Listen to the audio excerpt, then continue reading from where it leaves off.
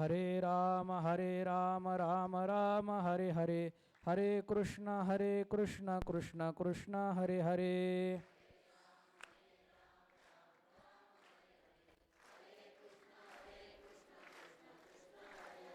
हरे राम राम राम हरे हरे, हरे कृष्ण कृष्ण कृष्ण हरे हरे.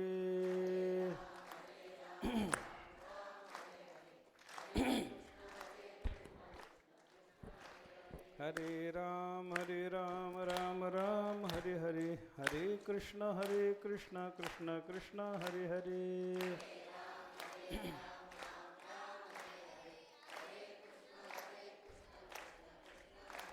हरे राम राम राम हरे हरे, हरे कृष्ण कृष्ण कृष्ण हरे हरे.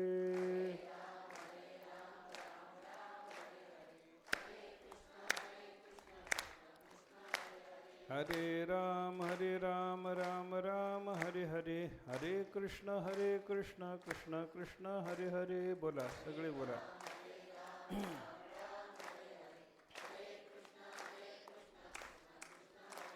हरे राम राम हरे हरे, हरे कृष्ण कृष्ण कृष्ण हरे हरे.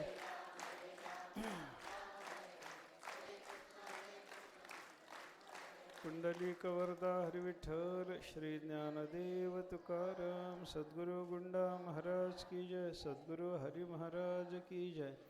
सततं कीर्तयन्तो मां यतन्तश्च दृढव्रताः, नमस्यन्तश्च मां भक्त्या नित्ययुक्ता उपासते. तरी कीर्तनाचे ने नटनाचे नाशिले व्यवसाय प्रायश्चित्ताचे, जे नामचे नाही पापाचे ऐसे केले. भगवान श्रीकृष्ण परमात्मा गीतेच्या 9व्या अध्यायामध्ये अर्जुनाला ज्ञानाचा विचार सांगतात आणि ते ज्ञान प्राप्त झालेल्या महापुरुषाची काय अवस्था असते याचा या श्लोकामध्ये विचार आहे. आणि ते ज्ञान कसं आहे, ज्या ज्ञानाचा एवढा मोठा महिमा आहे, जे ज्ञान प्राप्त झालेल्या पुरुषाला महात्मा म्हणतात, असं ते ज्ञान कोणतं, त्या ज्ञानाचं स्वरूप काय आहे, ते ज्ञान किती महत्त्वाचं आहे याचा विचार सांगताना देवाने या श्लोकातून गीतेच्या 9व्या अध्यायाच्या 2ऱ्या श्लोकातून त्या ज्ञानाच्या संबंधानं जे जे वर्णन केलेलं आहे ते वर्णन थोडंसं आपण पाहत होतो. आणि त्याच्या देवाने सांगितलं हे ज्ञान कसं आहे, तर देव म्हणायला लागले, राजविद्या राजगुह्यम पवित्रमिदमुत्तमं प्रत्यक्षावगमम धर्म्यम सुसुखम कर्तुम अव्ययम. अशा पद्धतीचं वर्णन त्या ज्ञानाचं देवाने केलं.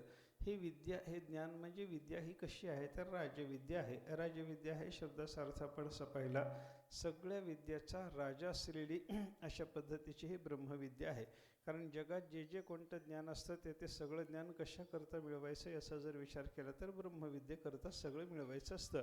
जे मिळवायचं ते ज्ञान ब्रह्मज्ञानाकरता जर असेल तर मग ब्रह्मज्ञान हे सगळ्या विद्याचा राजा आहे असं आपल्याला चिंतन करता आलं. एक विचार तसा आपण केला. मग जगातली कोणतीही विद्या असो जिला अपराविद्या म्हणतात, ती अपराविद्या सगळीच्या सगळी परमात्म्याच्या ज्ञानाकरता आहे हा विचार आपला झाला. आणि त्याच्यानंतर राजते नाम शोभते अशा पद्धतीची विद्या, शोभायमान असलेली विद्या म्हणजे राजविद्या आहे. कारण ह्या ब्रह्मविद्येसारखी शोभा दुसऱ्या कशातच नाही हा एक विचार आपण थोडासा केला. आणि सगळ्या विद्यात शोभायमान असलेली विद्या म्हणजे ही ब्रह्मविद्या आहे असं चिंतन केलं. पहिल्यांदा सांगितलं की बाबा सगळ्या विद्या या विद्येकरता असल्यामुळं ही सगळ्या विद्याचा राजा आहे. दुसरा अर्थ केला, राजते म्हणजे शोभते, अशी शोभायमान अशा पद्धतीची विद्या म्हणजे ब्रह्मविद्या आहे. आणि तिसरा अर्थ करत असताना असं आपण पाहिलं होतं, राजते नाम दीप्तिमान भवते, अतिशय तेजस्वी अशा पद्धतीची ही विद्या आहे. जगामध्ये कोणतंही ज्ञान हे तेजस्वीच असतं, पण ब्रह्मविद्येचं तेज फार मोठं आहे असा विचार आपल्याला पाहायला सापडला बरं का. संपूर्ण जगाला कारण असलेलं अज्ञान, ते अज्ञान नष्ट करण्याचं काम कोणाला करता येतं, तर या ज्ञान तेजाला करता येतं अशा पद्धतीचा विचार आहे. म्हणून ज्ञान हे दीप्तिमान तेजस्वी असल्यामुळं या ब्रह्मविद्येला सगळ्या राजविद्या म्हणजे सगळ्या तेजस्वी असलेल्या पदार्थामध्ये सुद्धा उत्तम अशा पद्धतीची ही विद्या आहे असा एक विचार याच्या संबंधात आपण थोडासा केला बरं का. आणि त्याच्यानंतर मग राजगुह्यम, ही ब्रह्मविद्या सगळ्याच्या सगळ्या गुह्याचा सुद्धा राजा आहे. गुह्य म्हणजे गुप्त ठेवण्यासारख्या गोष्टी, अनेक गोष्टी गुप्त ठेवाव्या लागतात. त्याच्यामध्ये मंत्र गुप्त ठेवायचे असतात, मणी गुप्त ठेवायचे असतात, औषधी गुप्त ठेवायचे असतात, अनेक व्यवहारसुद्धा मनुष्याला गुप्त ठेवावे लागतात बरं का. शास्त्राने असं वर्णन केलेलं आहे, षट्कर्णो भिद्यते मंत्र. हा मंत्र म्हणजे गुप्त गोष्टी, गुप्त पद्धतीनं केलेला विचार त्याला मंत्रणा, मंत्र मंत्रणा अशा पद्धतीचा शब्द आपल्याला पाहायला सापडतो बरं का. ज्ञानेश्वर महाराजांनी हा शब्द वापरलेला आहे ज्ञानेश्वरीमध्ये. मंत्रेची वैरी मरे तरी का वाया बांधावी कटारे, रोग जाय दुधे साखरे तरी निंबका पियावा. या ओवीमध्ये मंत्रेची वैरी मरे इथला मंत्र शब्द आपण जे जपाचे मंत्र घेतो त्या अर्थानं नाही. मंत्र म्हणजे गुप्त रीतीनं केलेला विचार, मंत्रणा. ती मंत्रणा करण्यानं जर शत्रू मेला असता तर मग कट रचायची काही गरज होती का? कट रचण्याची गरज नव्हती असं ज्ञानेश्वर महाराजांनी सांगितलं. म्हणजे मंत्र म्हणजे मंत्रणा, मंत्रणा म्हणजे गुप्त रीतीनं केलेला विचार हा सुद्धा गुप्त ठेवावा लागतो बरं का. गुप्त रीतीनं केलेला विचार गुप्त ठेवण्याच्या दृष्टीनं शास्त्राने असं सांगितलं, 6 कानाला गोष्ट कळू देऊ नका. जी गुप्त गोष्ट ठेवायची आहे, जी गोष्ट गुप्त ठेवावी अशा आपल्या मनामध्ये आहे ते मनुष्यानं 6 कानाला देऊ नये. म्हणजे कोणाला द्यावे तर आपले 2 कान, समोर ज्याच्याबरोबर विचार करायला लागलो त्याचे 2 कान, असं 2च माणसामध्ये गुप्त गोष्ट राहते. तिसऱ्या माणसाला कळाली 6 कानापर्यंत गेली की ती गोष्ट गुप्त राहत नाही असा विचार आहे बरं का. म्हणजे काही गोष्टी गुप्त ठेवायच्या असतात, त्या कशा ठेवाव्यात या संबंधातलाही विचार आपल्याला शास्त्राने सांगितलेला पाहायला मिळतो. त्याच्यात गुप्त ठेवण्यासारख्या अशा ज्या ज्या बाबी, ज्या ज्या गोष्टी आहेत त्या सगळ्या गोष्टींचा राजा असलेली ही ब्रह्मविद्या अतिशय गुप्त ठेवायची असते, कधीही कोणाच्या समोरही व्यक्त करायची नसते. अशी ही ब्रह्मविद्या असल्यामुळे राजगुह्य असं म्हणलं. हा राजविद्या राजगुह्यम पवित्रमिदमुत्तमम. आणि हे ब्रह्मज्ञान कसं आहे, सगळ्या पवित्रामध्ये उत्तम पवित्र म्हणून याची प्रसिद्धी असावी अशा पद्धतीचं हे पवित्र आहे. पवित्र कशाला म्हणतात तर संपर्कात येणाऱ्या अपवित्रालाही पवित्र करायची ज्याची ताकद आहे त्याला पवित्र म्हणावं. गंगा पवित्र का? तिच्या संपर्कात येणाऱ्या अपवित्रालाही गंगा पवित्र करते म्हणून गंगेला जसं पवित्र म्हणायचं आहे तसं हे ज्ञान ब्रह्मज्ञान असं आहे की त्याच्या संपर्कात येणारा म्हणजे ज्याला ज्याला ब्रह्मज्ञान प्राप्त झालं तो कसलाही दोषी जरी असला तरी त्याला पवित्र करण्याची ब्रह्मज्ञानाची ताकद आहे. मग परोक्ष रीतीनं ब्रह्मज्ञान जर झालं तर मनुष्याचं सगळंच्या सगळं पाप नाहीसं होतं, बुद्धिपूर्वक केलेलं हे पाप नाहीसं होतं. आणि ज्यानं अपरोक्ष ब्रह्मज्ञान संपादन केलेलं आहे त्याला संसाराला कारण असलेली सगळीच्या सगळी अविद्या, त्या अविद्या नावाचा दोषाचा नाश करणं हे सुद्धा शक्य होतं. एवढं ब्रह्मज्ञान पवित्र आहे. म्हणून नहि ज्ञानेन सदृशम पवित्रमिह विद्यते. या ज्ञानासारखी दुसरी गोष्ट पवित्र म्हणून जगामध्ये आपल्याला पाहायला सापडत नाही असं देवाने वर्णन केलं बरं का. 3 वर्णन आपण पाहिली. पहिलं वर्णन पाहिलं ही राजविद्या आहे, दुसरं वर्णन पाहिलं हे राजगुह्य आहे, आणि तिसरं वर्णन या ज्ञानाच्या संबंधात केलं की हे ज्ञान सर्व पवित्रामध्ये उत्तम पवित्र म्हणून प्रसिद्ध आहे. असं या ज्ञानाचं चिंतन आपल्याला भगवंतांनी सांगितलेलं आहे. पुढचं वर्णन आहे प्रत्यक्ष अवगमम. अवगम म्हणजे ज्ञान, आपल्याला कळणं, अवगत होणं. अवगम अवगत सगळं एकाच अर्थाचे शब्द आपल्याला पाहायला सापडतात बरं का. गत शब्दातही गमधातूच आहे आणि गम शब्दातही गमधातूच आहे. त्याच्यामुळं अवगत होणं म्हणजे कळणं, आपल्याला कळणं. हे ज्ञान कसं आहे तर प्रत्यक्ष रीतीनं कळणार आहे, कोणाच्या द्वारे कळत नाही. हा विचार आपण काल थोडासा पाहत होतो बरं का. जगात जे जे ज्ञान असतं ना ते ते ज्ञान आपल्याला कोणाच्या तरी द्वारे प्राप्त होतं. अनेक प्रकारच्या ज्ञानाचा विचार आपल्याला शास्त्राने सांगितला. एक प्रत्यक्ष ज्ञान आहे, दुसरं अनुमिती ज्ञान आहे, तिसरं ज्ञानाचं चिंतन केलं तर शब्दापासून होणारं शाब्दज्ञान आहे, शाब्दबोध म्हणतात त्याला. त्याच्यानंतर ज्ञानाचा विचार जर केला तर अनुमितीपासून उपमितीपासून होणारं ज्ञान आहे, अर्थापत्तीनं होणारं ज्ञान आहे, अनुपलब्धीनं होणारं ज्ञान आहे. 5-6 प्रमाण आपल्याला ज्ञानाच्याबद्दल शास्त्रानं सांगितलेली पाहायला सापडतात. प्रमाण म्हणजे काय तर प्रमायाः करणम प्रमाणम. आपल्याला प्रमा म्हणजे यथार्थ ज्ञान होण्याकरता उपयोगी पडणारे जे जे करण म्हणजे साधन आहे त्याला प्रमाण असं म्हणतात. अशा पद्धतीचा विचार आहे बरं का. आपल्याला ज्ञान व्हायचं आहे, ऐका, आपल्याला ब्रह्मज्ञान व्हावं याच्याकरता काय काय लागतं याचा विचार केला पाहिजे थोडासा बरं का. कारण ब्रह्मज्ञान हे जर कार्य असेल त्याला जर आपण ते जर निर्माण व्हायचं आहे, आपल्याला आत्तापर्यंत निर्माण झालं नाही, पुढं निर्माण होणार आहे, म्हणजे ते कार्य झालं नाही का पद्धतीनं. बघा, मडकं निर्माण झालेलं नव्हतं, माती कुंभाराच्याकडं होते आणि त्या कुंभारानं मातीच्यापासून मडकं निर्माण केलं. याचा अर्थ काय, जे नव्हतं ते निर्माण झालं म्हणजे कार्य झालं. मडकं नव्हतं अगोदर माती होती, मडकं नव्हतं, आणि मडकं नसलेलं मडकं निर्माण झालं की मडक्याला आपण कार्य म्हणतो. त्या पद्धतीनं आपल्याला ब्रह्मज्ञान नसताना पुढं गुरुच्या कृपेनं म्हणा, शास्त्राच्या अभ्यासानं म्हणा, परमेश्वराच्या कृपेनं म्हणा, ब्रह्मज्ञान जर झालं तर नसलेलं मडकं निर्माण झाल्यानंतर मडक्याला जसं कार्य म्हणायचं तसं नसलेली ब्रह्मविद्या आपल्याला प्राप्त झाल्याच्या नंतर तिला एका पद्धतीनं कार्य म्हणावं लागतं. आता कार्य म्हणायचं ते सुद्धा तात्पुरतं आहे बरं का, कारण ब्रह्मज्ञानाला कार्य म्हणलं तर कार्य म्हणजे उत्पन्न होतं, आणि उत्पन्न झालं की ते नष्ट होतं असा विचार आहे बरं का. उपजेते नाशे नासले पुनरपी दिसे, हे घटिका यंत्र जैसे परिभ्रमेगा असं ज्ञानेश्वर महाराजांनी वर्णन केल्याप्रमाणे जी वस्तू निर्माण होते ती नाश पावते असा विचार जर केला, ब्रह्मज्ञान जर निर्माण व्हायला लागलं तर नाश पावेल की नाही, कार्य झालं तर ते नष्ट होतं की नाही असं कोणी म्हणायचं नाही बरं का. कार्य असल्यासारखं आहे. मडकं जसं निर्माण झालं तसं ब्रह्मज्ञान निर्माण व्हायला लागलं असं दिसलं, असलेलं ब्रह्मज्ञानच पण ते प्रगट झालं असं आपल्याला चिंतन करावं लागतं. पण ते निर्माण होतं असं म्हणल्याच्या शिवाय आपल्याला त्याच्याकरता लागणाऱ्या कारण सामग्रीचा विचार करता येत नाही. मग निर्माण होणारं कार्य जर ते असेल तर कार्य म्हणलं की त्याला कारण लागतं. जे काही कार्य आहे ते कार्य कारणाच्या शिवाय निर्माण झालं असं आपल्याला म्हणता येत नाही बरं का.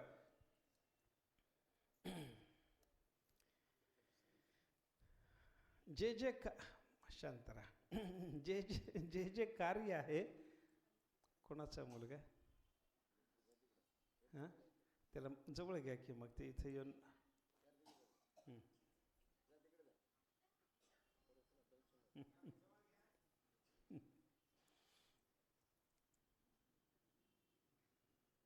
जे कार्य आहे ते कार्य म्हणल्याच्या नंतर त्याच्याकरता कारणाचा विचार आपल्याला करावा लागतो बरं का.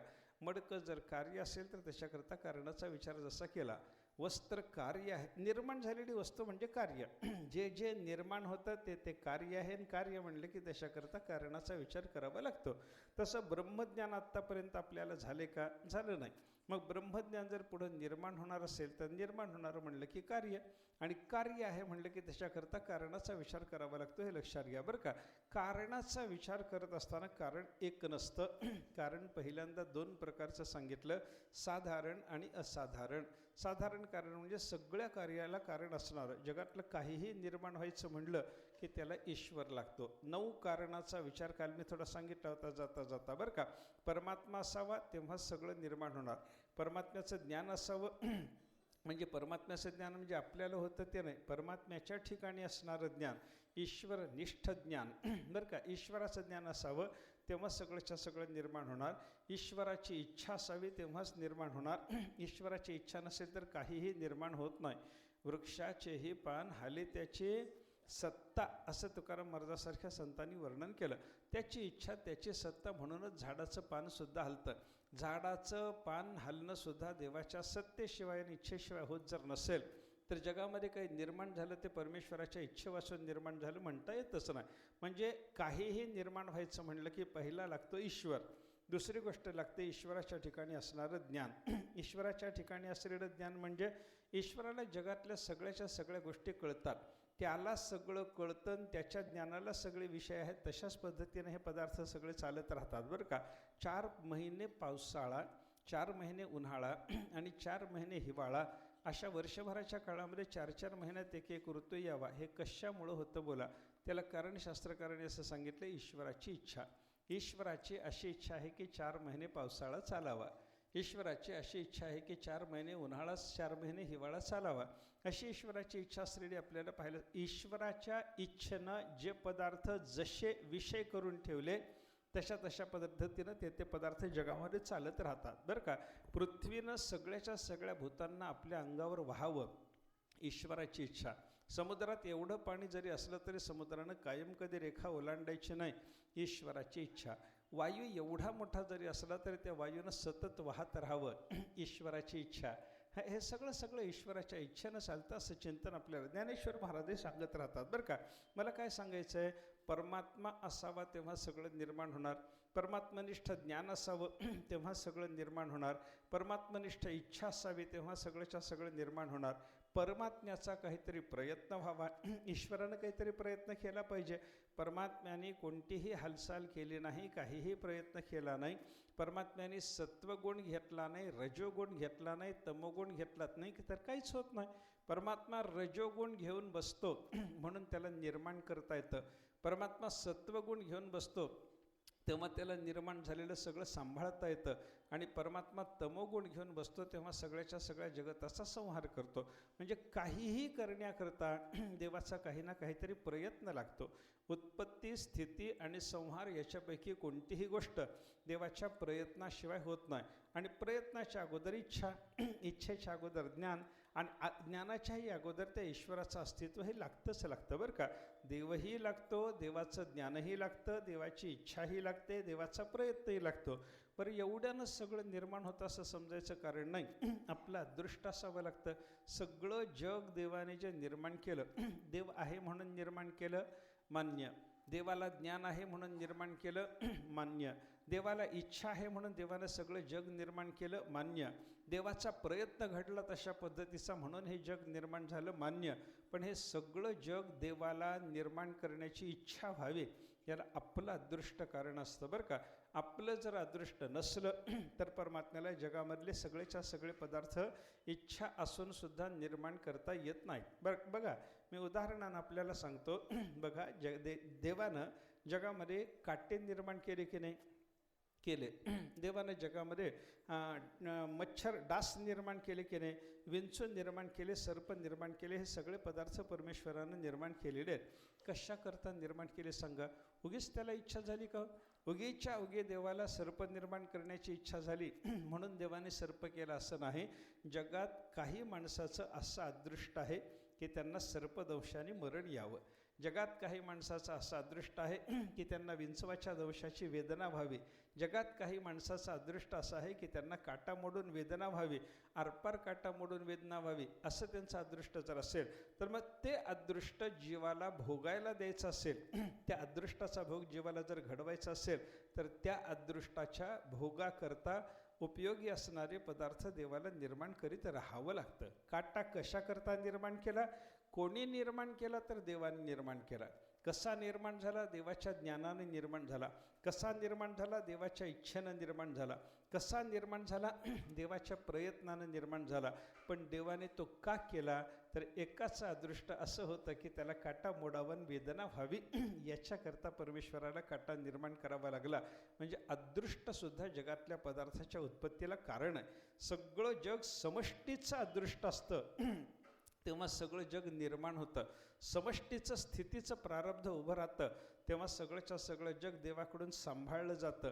आणि समष्टीचं संहाराचं प्रारब्ध जेव्हा उभं राहतं तेव्हा सगळ्या जगताचा संहार म्हणजे प्रलयही परमेश्वराच्याकडून घडतो, तो समष्टीच्या प्रारब्धानुसार.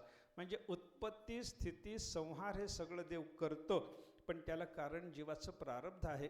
अशा पद्धतीचा विचार एक आपल्याला करावा लागतो बरं का. आणि उत्पत्ती करता मग परत देश लागतो.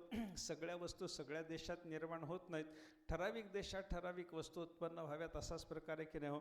ज्वारी ठराविक देशात निर्माण होते, तांदूळ ठराविक देशात निर्माण होतो. तेलंगणात जशी तांदळाची शेती असते तशी महाराष्ट्रात पाहिली तर ज्वारीची शेती आहे. आता लोक सगळं सोडून देऊन सोयाबीन घालायला लागले, तो भाग वेगळा आहे. ते वेगळं. पण माणसाचं बघा ना तुम्ही, प्रत्येक ठिकाणी प्रत्येक वस्तूच्या उत्पत्तीचा देश वेगळा. देश जसा वेगळा आहे तसा काळ वेगळा. खरीपाच्या हंगामात येणारी पिकं वेगळी, रब्बीच्या हंगामात येणारी पिकं वेगळी. आंब्यासारखं फळ यायचं झालं तर त्याच्याकरता उन्हाळ्याचं लागतो, सीताफळ यायचं जर झालं तर त्याच्याकरता हिवाळ्याचं लागतो. असाच विचार आहे. म्हणजे सगळं सगळ्या देशात उत्पन्न होत नाही, सगळं सगळ्या काळात उत्पन्न होत नाही. याचा अर्थ काय? उत्पत्ती करता ठराविक देश, ठराविक काळ याची सुद्धा गरज आहे बरं का. त्याच्यानंतर काय लागतं? प्रागभाव लागतो. प्रागभाव म्हणजे काय? उत्पन्न होण्याच्या पूर्वी वस्तूचा असलेला अभाव. प्राग शब्दाचा अर्थ अगोदर, आणि वस्तू निर्माण होण्याच्या आधी वस्तूचा अभाव असतो की नाही. अभाव आहे म्हणून तर वस्तू निर्माण झाली म्हणायचं. हे निर्माण झालं, हे झाड कधी निर्माण झालं? हे झाड आता 5 वर्षाचं झालं असं माणसं बोलतात. 5 वर्षाचं झालं याचा अर्थ काय हो? 5 वर्षाच्या पूर्वी ते झाड नव्हतं. म्हणजे 5 वर्षाच्या पूर्वी म्हणजे प्राक जुन्या काळामध्ये त्या झाडाचा अभाव होता, त्याच्यानंतर ते निर्माण झालेलं आहे. याचा अर्थ काय?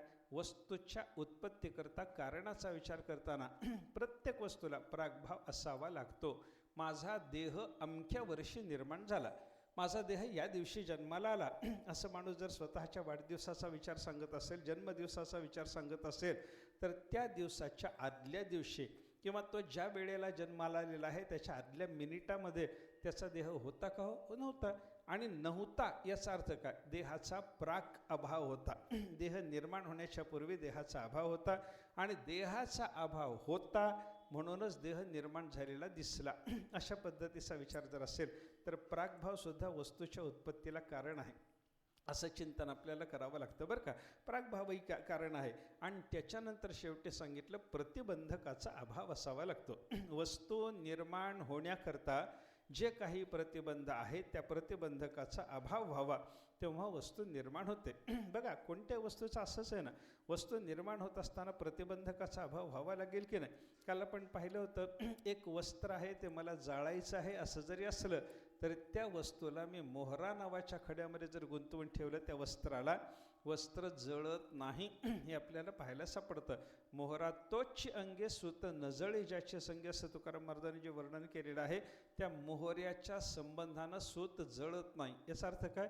सूत जळण्यासारखंच आहे, सूत जळण्याकरताच निर्माण झालेलं आहे. परमेश्वरानं ते जळावं याच्याकरताच निर्माण केलेलं आहे. सगळं जरी खरं असलं तरी प्रतिबंधक, जळण्याच्या बाबतीमध्ये प्रतिबंधक असलेला तो मोहरा नावाचा खडा जोपर्यंत त्या ठिकाणी विद्यमान आहे तोपर्यंत ते वस्त्र जळत नाही. मग जळायकरता काय करावं लागेल? प्रतिबंधक असलेल्या मोहऱ्याचा तिथून अभाव करावा लागतो, ती वस्तू काढून टाकावी लागते. म्हणजे काय झालं? ईश्वर, ज्ञान, इच्छा, प्रयत्न, अदृष्ट, प्रागभाव, देश, काळ आणि प्रतिबंधकाचा अभाव, ही जे 9 कारणं जगातल्या कोणत्याही वस्तूच्या उत्पत्तीकरता सांगितलेली पाहायला सापडतात. याला म्हणतात साधारण कारण. मडकं निर्माण करायचं झालं तर ही 9 कारणं लागतातच. त्याच्यानंतर वस्त्र निर्माण करायचं झालं तरी ही 9 कारणं लागतातच. देह निर्माण व्हायचा म्हणला तरी हे सगळं लागतं. असं सगळ्या वस्तूच्या उत्पत्तीला लागणारी ही 9 कारणं असल्यामुळं या 9 कारणाला साधारण कारण म्हणतात. आता साधारण कारणाच्या नंतर असाधारण कारण. असाधारण कारण म्हणजे विशेष कारण, असं त्याच्याबद्दलचा विचार आपल्याला पाहायला सापडतो बरं का. आता असाधारण कारण जे असतं, ऐका, कोणत्याही वस्तूचं कारण असाधारण कारण म्हणजे त्या वस्तूपासून तीच वस्तू निर्माण होते. मडकं निर्माण व्हायचं असलं तर काय लागतं? मडक्याकरता असाधारण कारण कोण? माती बरं का. वस्त्राकरता असाधारण कारण कोण? तंतू. दह्याकरता असाधारण कारण कोण? दूध. असा विचार आपल्याला पाहायला सापडतो बरं का. याला असाधारण कारण म्हणतात. आणि हे असाधारण कारण जे असतं ना, असाधारण कारणाचं लक्षणच असं सांगितलेलं आहे, कार्य नियत पूर्ववृत्ती कारणम. कारणाचं लक्षण असं सांगितलं आहे वेदांतामध्ये बरं का. कार्य नियत पूर्ववृत्ती कारणम. निर्माण झालेलं जे कार्य आहे त्या कार्याच्या नेमक्या उत्पत्तीच्या पहिल्या क्षणामध्ये जे होतं ते कारण बरं का. बघा, एक मडकं करायचं झालं, मडकं कशापासून निर्माण होतं? हो नाही म्हणा की, झोपू नका रे बेटा, बोलत चला मला. मडकं कशापासून निर्माण होतं? मातीपासून. मातीचं मडकं करतात ना, बरोबर आहे की नाही? मग मातीचं मडकं जर निर्माण होणार असेल तर मडक्याचं कारण कोण झाले? माती. मातीला कारण का म्हणायचं? ती अगोदर आहे म्हणून. पूर्ववृत्ती शब्दाचा अर्थ अगोदर असणं. पण नुसतं अगोदर आहे म्हणून कारण आहे का नेमकं पहिल्या क्षणामध्ये आहे म्हणून त्याला कारण म्हणायचं? याचा विचार जर केला तर नियत पूर्ववृत्ती बरं का. नियत पूर्ववृत्ती म्हणजे नेमक्या पहिल्या क्षणामध्ये, निर्माण होण्याच्या अगदी नेमक्या पहिल्या क्षणामध्ये जास्त, त्याला कारण म्हणतात. त्याला कारण म्हणतात. बघा, मडकं निर्माण होण्याच्या पूर्वी जगामध्ये आकाश होतं की नाही? सांगा मला. होतं. मग आकाशाला मडक्याचं कारण म्हणता का? म्हणत नाहीत. मडकं निर्माण होण्याच्या पूर्वी पाणी जगात होतं की नाही? होतं. पाण्याला कोणी कारण म्हणलंय? नाही. मडकं निर्माण होण्याच्या पूर्वी तेज जगात आहे की नाही? आहे. मग ते बाकीचे आकाश, वायू, तेज, जल याला कोणी कारण म्हणत नाही मडक्याचं. मडक्याचं कारण कोण? तर माती. असं का सांगितलं जातं? त्याचं कारण असं आहे की नेमकं मडकं निर्माण होण्याच्या पहिल्या क्षणामध्ये काय होतं? कशापासून मडकं निर्माण झालं हे म्हणत असताना नेमकं पहिल्या क्षणात काय होतं हे बघावं लागतं बरं का. आकाशाला मडक्याचं कारण का म्हणता येत नाही, ते पूर्वी जरी असलं तरी नेमकं उत्पत्तीच्या मागच्या क्षणामध्ये नव्हतं. इथं मडकं निर्माण जर झालेलं असेल तर इथं मडक्याच्या अगोदर मडक्याच्या पहिल्या क्षणामध्ये जे होतं त्यालाच कारण म्हणायचं. नियतपूर्ववृत्तित्वम कारणत्वम, कार्याच्या नेमकं पहिल्या क्षणामध्ये जे असतं त्याला म्हणायचं आहे कारण. असा कारणाच्या बद्दलचा विचार शास्त्राने आपल्याला सांगितलेला आहे बरं का. अजून कसं आहे बघा, कारणाचा विचार सांगत असताना असं शास्त्राने सांगितलं, अनन्यथा सिद्ध्यत्वे सते नियतपूर्वकाल वृत्तित्वम कारणत्वम. हा कारणाचा लक्षण विचार आहे. कारण म्हणजे काय, पूर्ववृत्ती असलं पाहिजे एक, नियतपूर्ववृत्ती असलं पाहिजे म्हणजे नेमकं पहिल्या क्षणामध्ये उत्पत्तीचा जो क्षण आहे त्याच्या मागच्या क्षणामध्ये ते नेमकं असलं पाहिजे, त्याला म्हणायचं कारण. याच्याशिवाय सांगितलं अनन्यथा सिद्धत्वे सते, जे अन्यथा सिद्ध नाही. अन्यथा सिद्ध नाही म्हणजे अन्यथा सिद्धाचे 2-3 प्रकार शास्त्रानं सांगितले आहेत. कारणाचा विचार करत असताना हे अन्यथा सिद्ध हे कारण आपल्याला सांगितलेलं पाहायला मिळतं. ते कारण असतं, ती वस्तू निर्माण होण्याकरता ते कारण असतं, पण त्याला कारण म्हणत नाहीत. का म्हणत नाहीत तर ते अन्यथा सिद्ध आहे म्हणून त्याला कारण म्हणत नाहीत. हा विचार आपल्याला शास्त्राने सांगितला. बघा तुम्ही, कारणाचं लक्षण काय करायचं, जे पूर्वक्षणवृत्ती आहे, पूर्वक्षणात राहणार आहे त्याला म्हणतात कारण. बरोबर, ते कारण पूर्वक्षणात असलं पाहिजे. ऐका, आणि पूर्वक्षणात असलं पाहिजे म्हणजे पूर्वक्षणात जे आहे आणि पूर्वक्षणात असलेल्या ज्या वस्तूपासून कार्य निर्माण व्हायला लागलं त्यालाच कारण म्हणतात. केवळ पूर्वक्षणात आहे आणि सोबत राहिलं, ज्याच्यापासून निर्माण व्हायला लागलं त्याच्यासोबत राहिलं त्याला कारण म्हणत नाहीत. ऐका, मातीपासून मडकं निर्माण होतं म्हणजे मडक्याच्या पूर्वक्षणामध्ये माती आहे. मडक्याच्या पूर्वक्षणात पाणी नाही का, आहे. मडक्याच्या पूर्वक्षणामध्ये तेज वायू वगैरे नाहीत का, सगळेच आहेत. मग मातीलाच मडक्याचं कारण का म्हणायचं, ते पूर्वक्षण वृत्ती असलं पाहिजे आणि त्याच्यापासूनच निर्माण झालं पाहिजे, त्याच्यापासूनच पुढचं निर्माण झालं पाहिजे, त्याला कारण म्हणतात. ज्याच्यापासून निर्माण व्हायला लागलं, पूर्वक्षण वृत्ती जे आहे ते ज्याच्यापासून निर्माण व्हायला लागलं त्याच्याबरोबर जरी राहिले तरी त्यांना कारणत्व येत नाही. मातीच्या बरोबरच आकाश वगैरे पंचभूत राहतात, पण मडक्याची कारणता त्यांना येत नाही. थोडक्यात सांगायचं जर झालं तर मुलाला कारण कोण, बाप. बापाचे सख्खे भाऊ ते बरोबर राहतात पण ते कारण नाहीत, त्यांचं नाव बाप. मुलाचं कारण त्यांना म्हणता येत नाही. अगदी त्या बापाचा एकाच वेळेला जन्माला आलेला सख्खा जर जुळा भाऊ असला तरी त्याला सुद्धा मुलाची कारणता आपल्याला मानता येत नाही, त्याला बाप म्हणता येत नाही. बापाच्या बरोबर राहतो म्हणून बाप आहे का, नाही. हे जसं आहे ना तसं मडकं नावाचं कार्य उत्पन्न होत असताना त्याच्या मागं राहणारे सगळे पदार्थ जरी असले तरी ज्या मातीपासून मडकं निर्माण झालेलं आहे त्यालाच कारण म्हणा.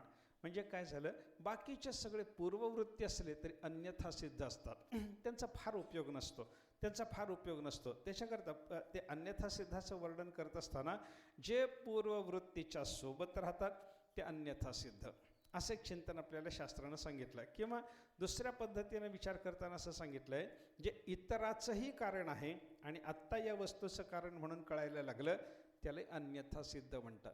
बरं का, आपल्याला कारण म्हणून माहिती असलेली वस्तू, आत्ता कार्य जे आपल्यासमोर आहे त्या कार्याचं कारण म्हणून असलेली वस्तू इतराचंही कारण आहे हे अगोदर माहिती असताना या वस्तूचंही कारण आहे हे आपल्याला जेव्हा कळतं तेव्हा ती वस्तू अन्यथा सिद्ध होऊन जाते.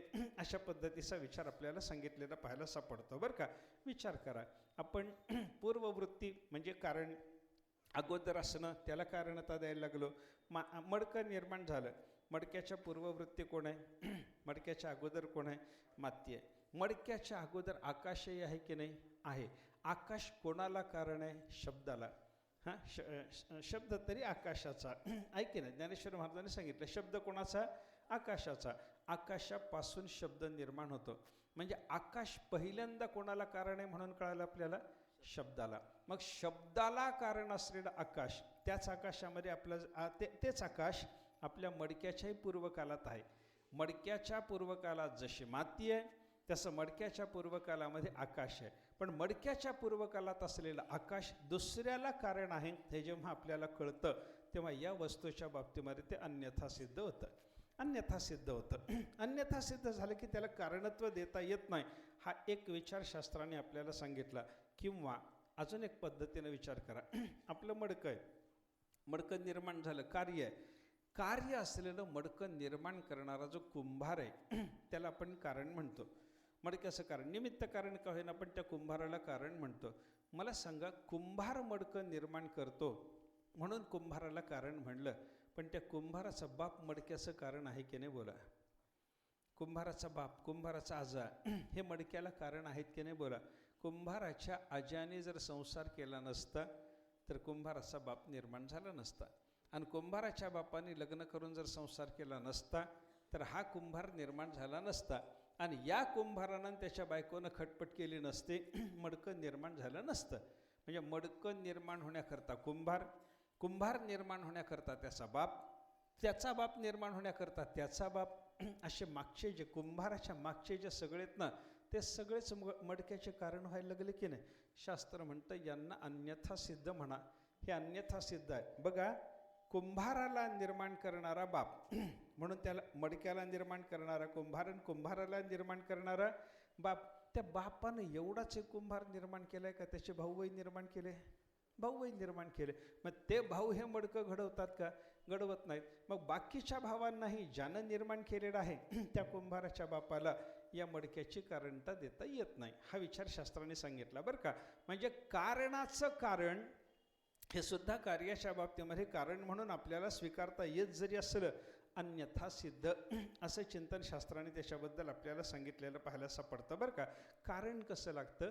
अन्यथा सिद्ध नसावं, अन्यथा सिद्ध नसावं, आणि पूर्ववृत्ती असावं, आणि तेही नियत पूर्ववृत्ती म्हणजे नेमकं पहिल्या क्षणामध्ये असावं, त्याला म्हणायचं कारण. असा कारणाच्या संबंधानं विचार झाला बरं का.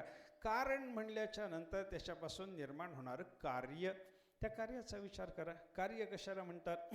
कार्याचा विचार करत असताना शास्त्राने कार्याची व्याख्या आपल्याला सांगितली. प्रागभाव प्रतियोगी तत्कार्यम. कार्य कशाला म्हणतात? जे प्राग अभावाचा प्रतियोगी आहे.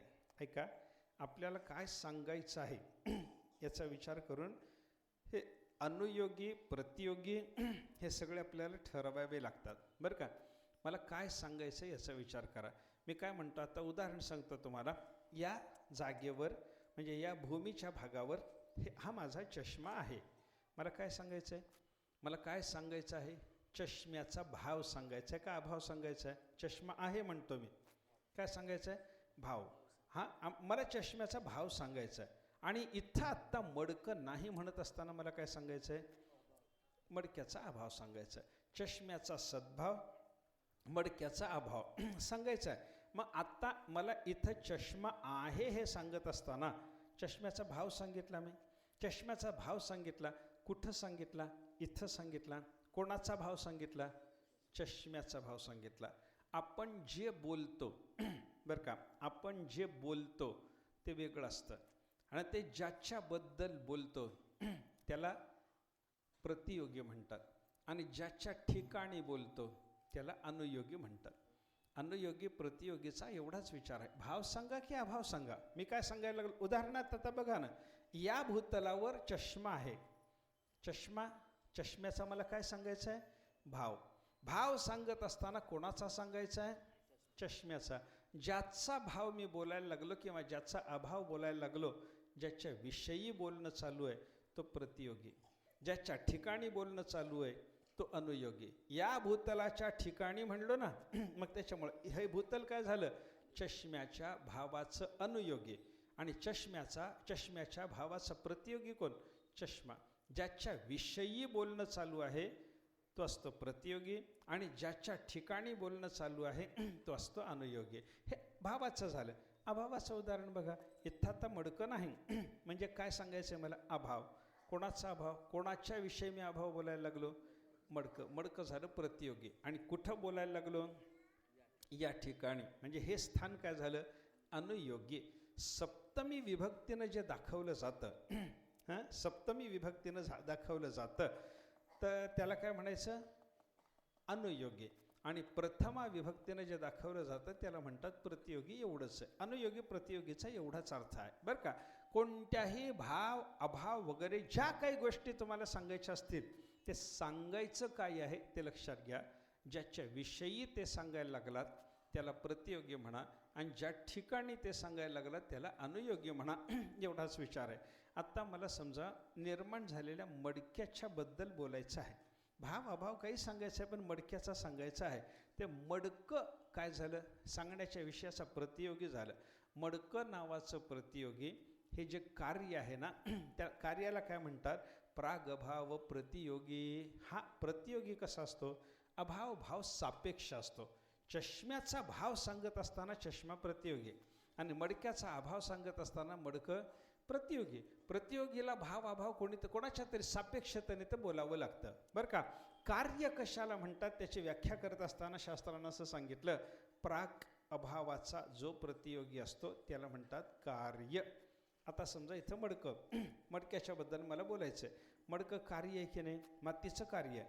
मातीचं कार्य का म्हणायचं, मातीचं कार्य असलेला जो मडकं नावाचा विषय आहे, या मडकं नावाच्या विषयाच्या उत्पत्तीच्या पूर्वी मडकं होतं का, उत्पत्तीच्या पूर्वी नव्हतं. म्हणजे काय झालं, मडक्याचा प्राक अभाव होता. तो प्राक अभाव ज्याचा सांगायचा आहे ते मडकं प्रतियोगी झालं, प्राक अभावाचा प्रतियोगी झालं. प्राक अभावाचा जे प्रतियोगी असतं त्याला शास्त्रामध्ये कार्य म्हणतात. जे उत्पन्न झालं नव्हतं आणि आत्ता उत्पन्न झालेलं असल्यामुळं मागच्या अभावाची प्रतियोगिता ज्या वस्तूच्या ठिकाणी निर्माण झाली त्या वस्तूला काय म्हणायचे, कार्य म्हणायचं. असा विचार शास्त्राने कार्याबद्दल सांगितला. कारण म्हणजे काय कळालं, जे पूर्वी असावं लागतं, नेमकं पूर्वी असावं लागतं आणि अन्यथा सिद्ध नसावं लागतं त्याला म्हणायचं कारण.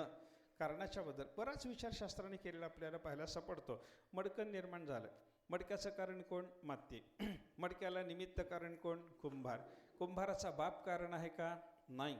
कुंभाराचा आजा कारण आहे का, नाही. चक्र चाक वगैरे सगळी साधनं लागतात. बघा, ते काम करणारी वस्तू दुसरं काम जर करत असेल तर त्याचं ते कारण ठरत नाही. बघा, मातीनं मडकंच निर्माण केलं म्हणून मातीला मडक्याचं कारण म्हणावं लागतं. पण ते माती चाकावर फिरवण्याकरता म्हणून चाक फिरवायला काठी लागते. त्या दंडालाही कारणच आहे की नाही, दंडही कारण आहे पण ते अन्यथा सिद्ध आहे. कारण काय, ते दुसऱ्या कामाला कामाचं आहे. त्याच काठीनं गाढवाला मारता येईल की नाही, मारता येतं. बरं, बायकोवर कुंभार रागवला तर त्या काठीनं मारता येईल की नाही. आणि कुंभारानं गाढवपणा केल्यानंतर बायकोच्या हातात काठी लागल्यावर ते यालाही मारील की नाही, मारील. म्हणजे सगळ्याच कामाला काठी कामाला यायला लागली. फक्त चाक फिरवायच्याच कामाची आहे का बाकीच्या कामाची आहे, मग बाकीच्याही कामाची असली की अन्यथा सिद्ध झाली, तिथं कारणता जात नाही. हा विचार. कारण कसं असावं लागतं, अन्यथा सिद्ध नसावं, पूर्ववृत्ती असावं, नियत पूर्ववृत्ती असावं, त्याला म्हणतात कारण. या कारणाचा विचार करत असताना कारण आपल्याकडे कसं आहे, उपादान निमित्त दोनच प्रकारचा कारणाचा विचार आहे. उपादान कारण वेगळं, निमित्त कारण वेगळं. न्यायशास्त्रामध्ये मात्र 3 प्रकारचं कारण ते मानतात. 3 प्रकारचं कारण काय, एक असतं त्यांच्याकडं समवायी कारण, दुसरं कारण असतं असमवायी कारण आणि तिसरं कारण असतं निमित्त कारण. उपादान कारणाचं स्वरूप आणि समवायी कारणाचं स्वरूप एकच आहे. मातीला मडक्याचं उपादान कारण आपण का म्हणतो, तर माती मडक्यात येते म्हणून, मडक्याच्या सोबत माती येते म्हणून माती झाली. कार्यामध्ये येणारं जे कारण आहे त्याला म्हणतात उपादान कारण. समवायी कारणाचं तेच लक्षण आहे बरं का. असमवायी कारण कोणाला म्हणतात, जे उपादान, ते समवायी कारण म्हणून सांगितलेले जे पदार्थ आहेत त्याच्यापैकी कुठंतरी एकाशी जोडून राहणारा जो पदार्थ असतो.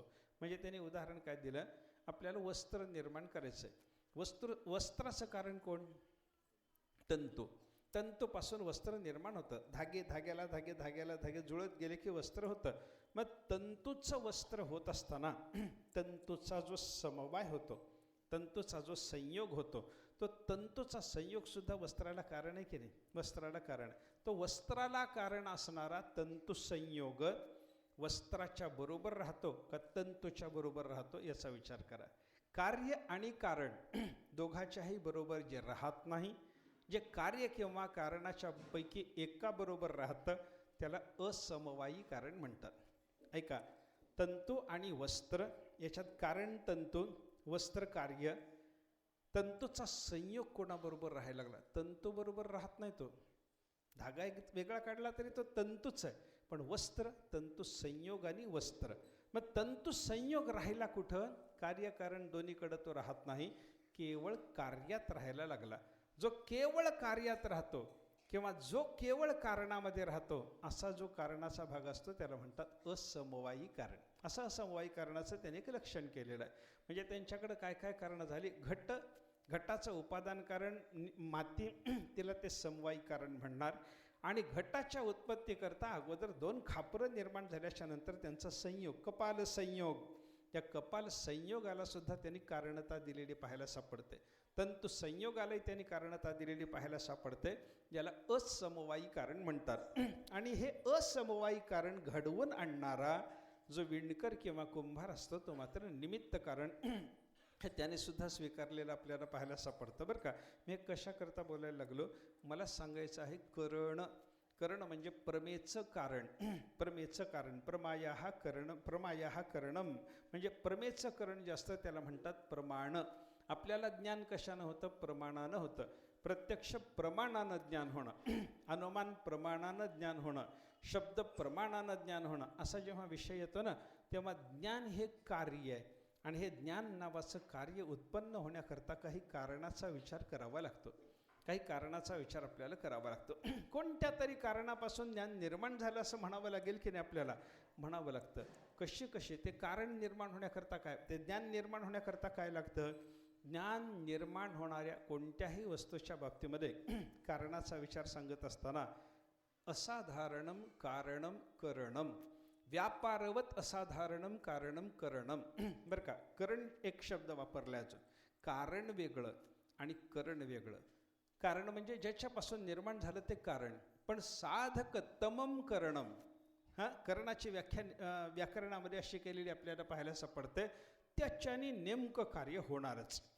ऐका, मातीपासून मडकं झालं ना, झालं. पण मातीपासून मोठं मडकं निर्माण करत असताना 2 असे कपाल करावे लागतात, खापरं, आणि ते जोडावे लागतात. झालं. म्हणजे मातीपासूनही मडकं निर्माण व्हायला लागलं आणि मातीच्या त्या 2 खापरांना जोडाय करता सुद्धा संयोगाची क्रिया ही आपल्याला करावी लागली. मातीपासून मडकं झालं का खापरापासून मडकं झालं याचा विचार करत असताना मातीपासून मडकं निर्माण झालं हे थोडं दूर पडलं, खापरापासून लगेच निर्माण झालेलं पाहायला सापडलं. म्हणून खापरं कपाल संयोग रूपी व्यापाराचं असाधारण कारण खापर असल्यामुळं त्या खापराला काय म्हणा? शास्त्राने सांगितलं त्याला करण म्हणा. साधकतमम, कार्याच्या मागची जी कारण परंपरा आहे त्या कारण परंपरेपैकी जे कारण कार्याच्या अगदी जवळ पडलं त्याच्याने कार्य होणारच आहे असं जे कारण असतं त्याला काय म्हणायचं? करण. असा विचार आपल्याला करावा लागतो. बरं का, बघा तुम्ही, आपल्याला एखाद्याने सांगितलं, एक माणूस त्यानं कुऱ्हाडीनं काहीतरी लाकूड तोडलं, तर कुऱ्हाडीने माणसाने कुऱ्हाडीने लाकूड तोडले. तृतीय विभक्ती कुठं कुठं लागली? माणसाने आणि कुऱ्हाडीने. दोघालाही तृतीय विभक्ती लागल्यामुळं करण विभक्ती तर दोघालाही लागली. पण करण कोण याच्यातलं? माणूस लाकूड तोडतोय, बरोबर, पण माणूस कशानं तोडतोय? कुऱ्हाडीनं. मग कुऱ्हाड जवळ आहे तोडण्याच्या का माणूस जवळ आहे? तोडण्याच्या जवळ कोण गेलं? कुऱ्हाड गेले. कारण का? व्यापारवत असाधारणम कारणम. व्यापार म्हणजे खटपट, खटपटीनं युक्त असलेलं असाधारण कारण पाहिजे. माणूस आहे खटपटीचा आहे, पण माणसाच्या खटपटीपेक्षा कुऱ्हाडीची खटपट लाकूड तोडण्याला जास्त जवळची जात असल्यामुळं कुऱ्हाड झाली करण आणि माणूस झाला कारण. माणूस कारणच आहे. वृक्षछेदाचं कारण माणूसही आहे आणि वृक्षछेदाचं कारण, त्या काष्ठच्छेदाचं कारण कुऱ्हाडही आहे. पण करण कोणाला म्हणायचं? जे जवळचं कारण असतं त्याला करण म्हणायचं. हा विचार आहे. मनुष्य हा लेखन्या लिखती. एक माणूस हातात लेखणी घेऊन लिहित बसला असं जर वर्णन केलं तर कोण लिहायला लागला? माणूस. कशाने लिहायला लागला हो? लेखणीने. बरं का, म्हणजे लेखणीने लिहिणं चालू आहे. लिहिणारा माणूसही आहे आणि लिहिणारी लेखणीही आहे. पण त्या लेखणीच्या बद्दल लिहिण्याचं काम कोणी जास्त केलं? माणसाच्या पेक्षा लेखणी लिहिण्याचं काम जास्त केलेलं असल्यामुळं लेखन नावाच्या क्रियेच्या जवळ कोण गेलं? लेखणी गेले. म्हणून लेखणीला करणता आहे. लेखणीला करणता आहे. कारण असावं, असाधारण कारण असावं, ते जवळचं असावं, व्यापारयुक्त असावं, त्याच्यानंतर लगेच कार्य व्हावं, याला म्हणतात करणं. ती करणं म्हणजे प्रमेची करणं. प्रमा म्हणजे यथार्थ ज्ञान. यथार्थ ज्ञानाला जे जे करण असेल त्याला म्हणतात प्रमाण. असे प्रमाण किती? प्रत्यक्ष, अनुमान, शब्द, उपमान, अर्थापत्ती, अनुपलब्धी, ही सगळी प्रमाण आहेत. या प्रमाणाने आपल्याला त्या त्या वस्तूचा बोध होणार. म्हणजे काय झालं? आपल्याला एखादी वस्तू जर जाणून घ्यायची झाली प्रमाणाच्या द्वारा ती वस्तू जाणता यायला लागली. पण आत्मा कोणत्या प्रमाणाने कळतो सांगा? प्रमाणाते कोणाही ओ नेदिमा. ज्ञानेश्वर महाराज सांगतात, हा आत्मा, हा परमात्मा कोणत्याही प्रमाणाला ओ देत नाही. कोणत्याही प्रमाणाला ओ देत नाही याचा अर्थ काय झाला? तो प्रमाणाच्या द्वारे आपल्याला कळतो असं नाही. मग प्रमाणाच्या द्वारे कळत नाही पण कळाल्याशिवाय राहत नाही असं असल्यामुळं आत्म्याचं ज्ञान कसं झालं? ते साक्षात अपरोक्ष झालं. द्वारा अपरोक्ष नाही. नेत्रद्वारा रूपाचा अपरोक्ष, त्वचाद्वारा स्पर्शाचा अपरोक्ष. बरं का? पर्वतावर उठलेला धुराचा लोट पाहिला की मग त्या धुराच्या लोटाच्या द्वारा अग्नीचं अनुमान. हे सगळ्याच्या सगळं द्वारा ज्ञान व्हायला लागलं. कशाच्या तरी द्वारा जे ज्ञान होतं ते साक्षात ज्ञान नसतं. पण परमात्म्याचं ज्ञान, परब्रह्माचं ज्ञान हे साक्षात ज्ञान असतं. त्याचंच असतं. त्याला दुसऱ्याने जाणवून द्यायचं नसतं. तोच व्यक्त होतो, त्यावेळेला आपल्याला कळतं. बरं का? यमे वैशवृणुते तेन लभ्य. उपनिषदामध्ये वर्णन केलेलं आपल्याला पाहायला सापडते आत्म्याच्या संबंधानं. बरं का? का नायमात्मा प्रवचने न लभ्य न मेधया न बहुना श्रुतेन. हा आत्मा तुम्हाला कळावा याच्याकरता प्रवचनाचा उपयोग आहे का? नायमात्मा प्रवचने न लभ्य. हा आत्मा बोलत बसण्याने कळत नाही. न मेधया, चांगली बुद्धी तुम्हाला प्राप्त झाली म्हणूनही परमात्मा कळत नाही. न बहुना श्रुतेन, तुम्ही बहुश्रवण केलं, खूप बहुश्रुत झालात तरी तुम्हाला आत्मा कळत नाही. मग कोणाला कळतो?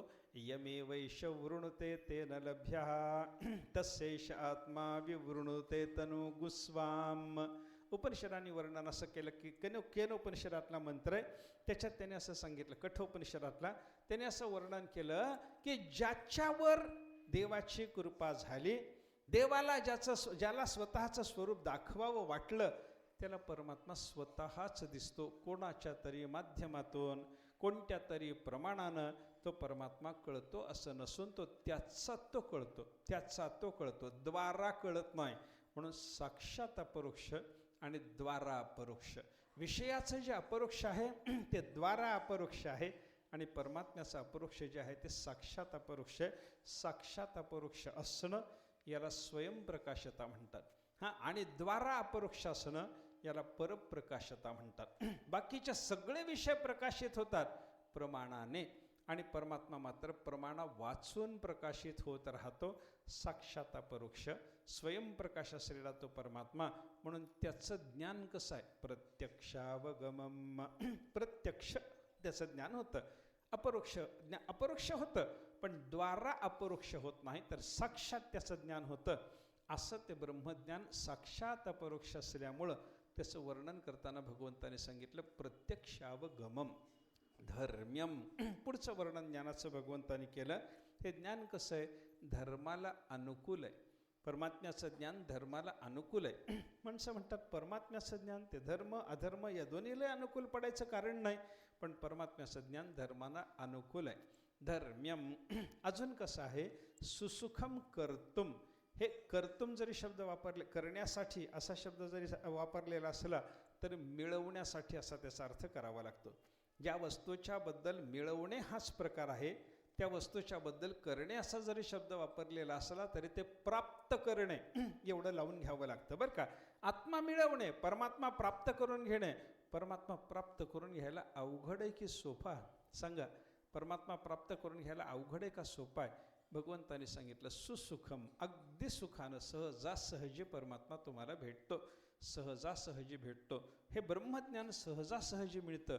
आता हे सहजासहजी कसं मिळतं याचा विचार करायचा आहे, तो भागवताला पाहू. आत्ता या ठिकाणी आपण थांबू. परमात्म्याचं ज्ञान हे अपरोक्ष साक्षात्कारात्मक आहे, तरी परंतु ते द्वारा अपरोक्ष होत नसून साक्षात अपरोक्ष होतं, एवढा विचार आपण आत्ता केला. आता हे प्राप्त करून घ्यायला सोपं कसं, ब्रह्मज्ञान प्राप्त करून घ्यायला सोपं कसं, याचा विचार आपल्याला करायचा आहे, तो आपण उद्याला पाहू. आत्ता